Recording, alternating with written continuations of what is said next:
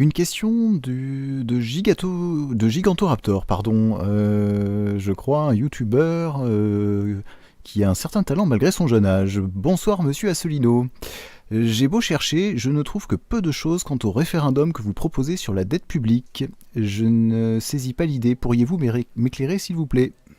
Alors, ce que j'avais dit à l'époque, c'est que ça fait partie des sujets. Il y a trois grands sujets. C'était l'immigration, c'était la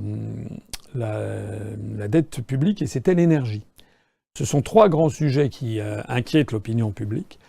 Et j'avais proposé que l'on ait d'abord un grand débat national sur ces questions. En matière d'immigration, il va falloir que les Français, que l'on traite cette question d'une façon sérieuse au cours des années qui viennent.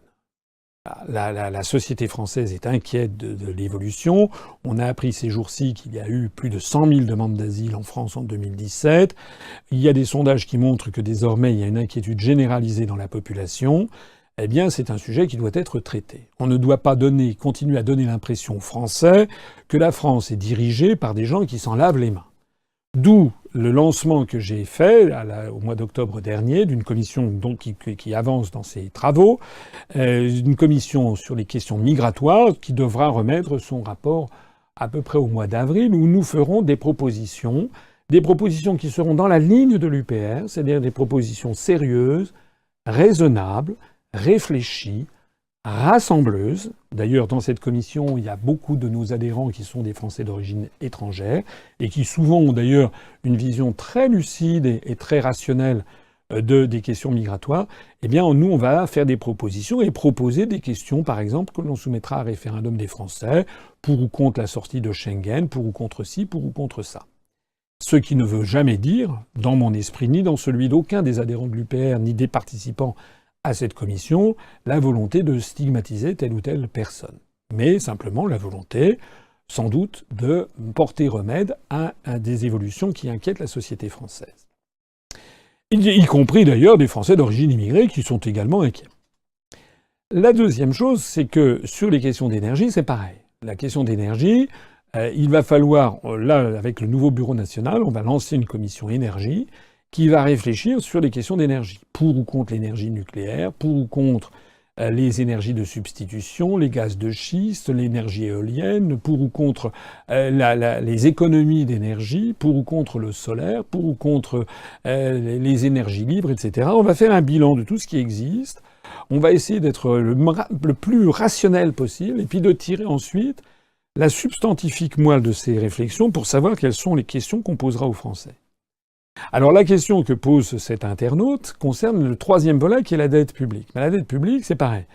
Moi, je voudrais que l'on mette, c'est un sujet très technique, mais qu'on mette un peu les pieds dans le plat, noir sur blanc, quels sont les problèmes de la dette publique. Voilà. D'où vient cette dette? En profiter d'ailleurs, l'autre fois, il y avait un direct avec Vincent Brousseau qui avait répondu sur... Il y a quand même un certain nombre d'idées fausses qui circulent sur Internet concernant la dette publique.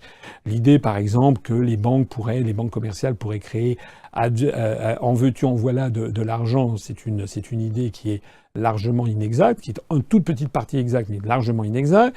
L'origine de la dette publique, quelle est son origine? Qu'est-ce que ça représente? Pourquoi on en est arrivé là? Et quelles sont les différentes façons d'en sortir? Et quelles sont les différentes façons d'y remédier? On invoquera également la notion, par exemple, de dette odieuse. Est-ce que la France doit refuser cette dette? Quelles en seraient les conséquences? Les conséquences juridiques, les conséquences économiques? Est-ce que la France peut demander un moratoire ou un rééchelonnement de cette dette? Peut demander une annulation de dette? Quels sont les détenteurs de la dette? Tout ça, ce sont des éléments qu'il faut avoir. Qu'est-ce que doit faire la France? Notamment ce que Vincent expliquait, c'est que la dette n'est pas si grave que ça si elle est détenue par des nationaux. Là où c'est grave, c'est si la dette est détenue par des créanciers étrangers. Parce que là, pour le coup, ils peuvent avoir une barre sur le pays.